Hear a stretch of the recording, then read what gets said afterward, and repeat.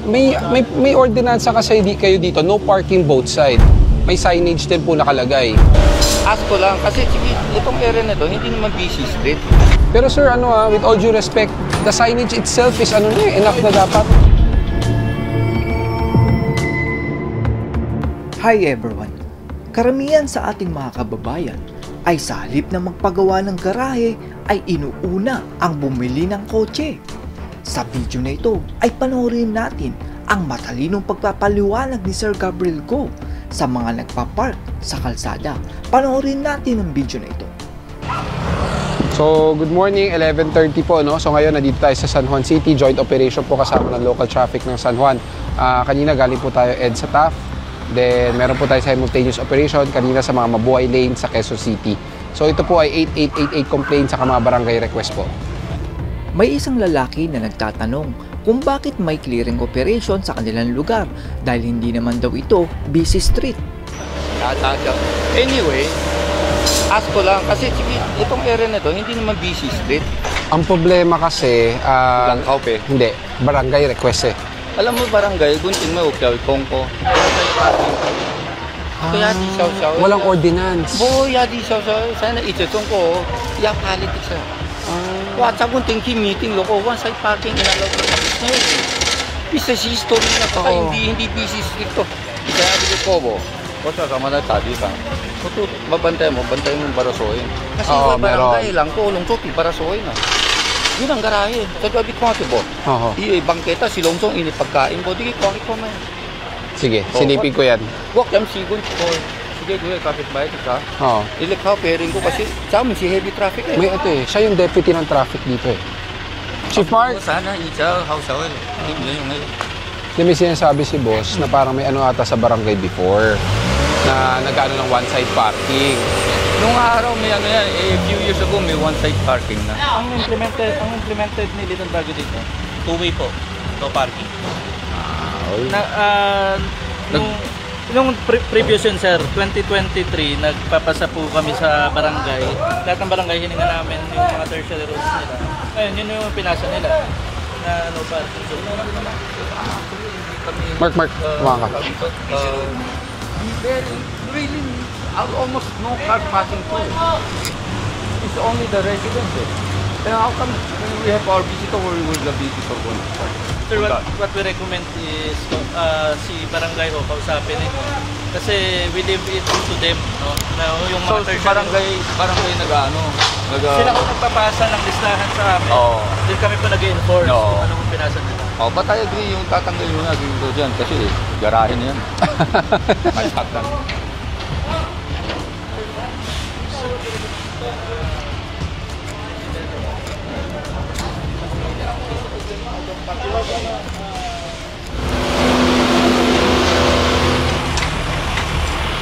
Aikar, layas, balik agad ha.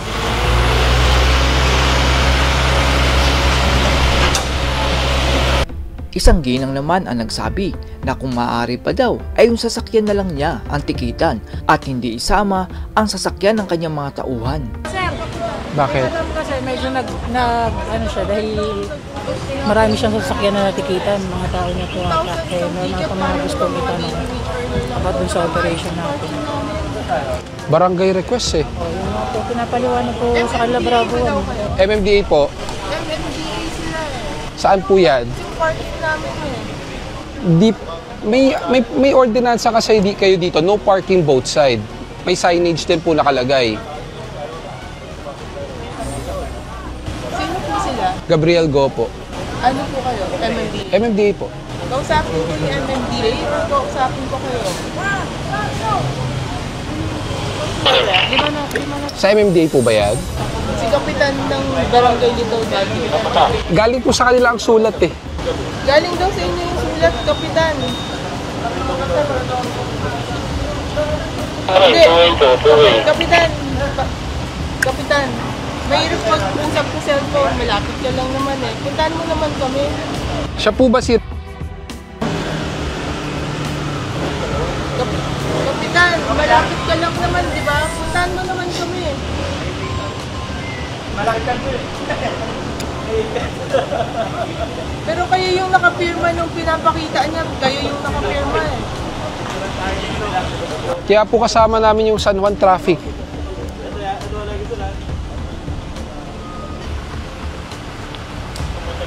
Ano ba na ulit ako? Marami. Lahat ng sasakyan na nakapark dito. Nataw na? Hindi naman, natikitan lang. Unattended lahat.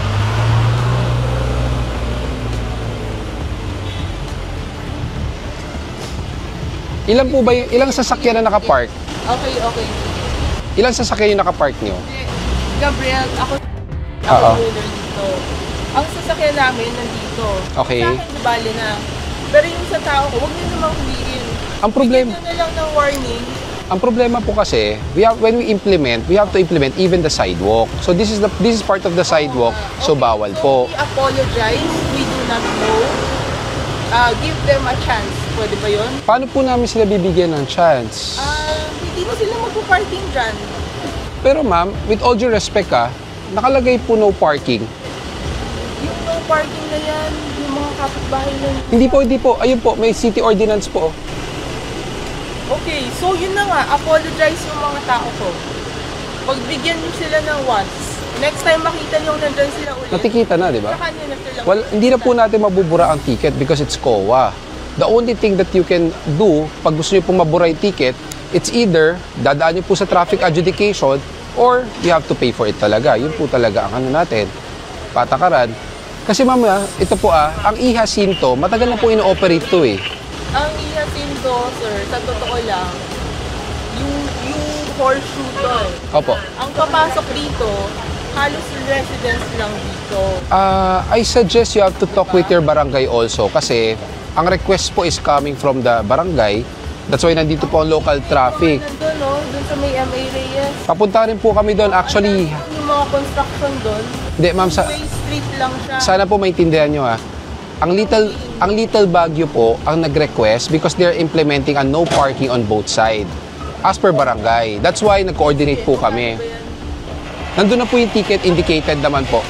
Nandun po sa sa security officer niyo po. Nasa kanya po lahat na. Tara. Ito naman pong lalaki ay may signage na nga sa bangketa na no parking. Pero 4 years na daw na nangyayari ang ganun.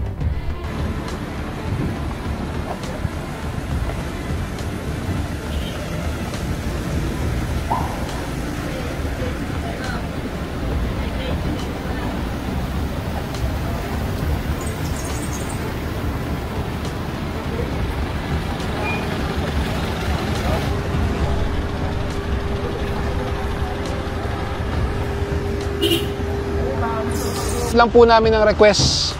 Every sir, minsan once a month, dinahuli. Tapos after a few months, ganyan na naman, nakapark dito. Lalo dito, Laki po dito ka. kami nag-complain Kasi, Laki po kasi ng Metro Manila Ba't andyan naman po yung local? I mean, sana consistent lang. Kasi Opo. hindi namin alam matagal na kami dito. Pero sir, may signage po.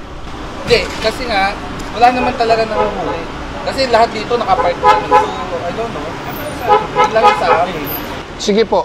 May consistent lang na talaga wala. Papapasadahan ko po to every now and then. So, dapat yan, tomorrow, sa darating na mga days, laging wala. Pero sir, with all due respect, the signage itself is enough na dapat. For 4 years and it's nangyayari to. So, ngayon lang kayo para maging active dito. Kasi wala naman dumadaan tao rito. May nagulat kami, hindi naman ito mabuhay. Ni-request po ng barangay din. Na-understand ko naman po. Kasi concern ko lang.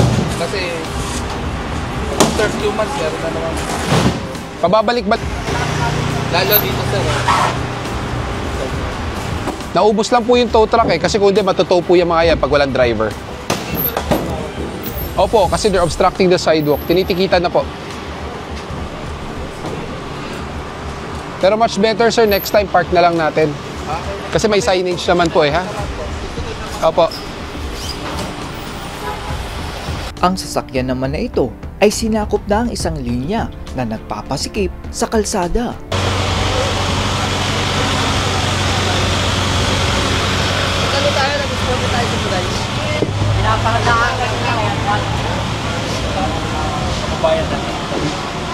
Nagulat naman si Sir Gabriel ko sa dami ng sasakyan na ginawa ng garahe ang harap ng kanilang bahay.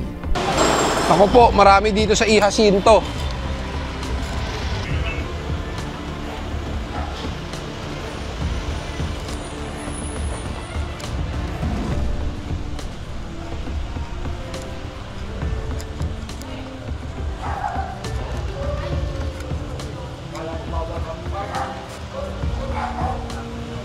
Sa ating pong mga kababayan ay sana unahin po nating magpagawa ng garahe bago tayo bumili ng kotse.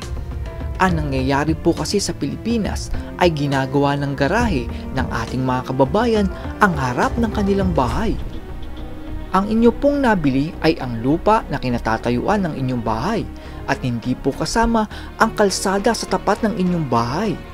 Ang kalsada po ay isang right way na dapat ay nadaraanan ng lahat at hindi garahe ng inyong mga kotse. Siguro naman po ay kung nagawa nyo pong makabili ng sasakyan ay paniguradong kaya nyo ring ipaayos ang inyong bahay upang magkaroon ng garahe at doon nyo ipark ang inyong kotse. Ang nangyayari po kasi ay kung ang inyong kapitbahay ay nagpark sa tapat nila ay ginagaya na ng iba. Hanggang sa lumipas na ang ilang taon at napuno na ng kotse ang kalsada. Sa ating pong mga kababayan ay hindi naman po masama ang magkaroon ng sasakyan. Pero sana naman po ay isipin muna din natin kung meron ba tayong parkingan. That's all everyone. Salamat sa inyong panonood. This is Chuck and you're watching Biker Drone.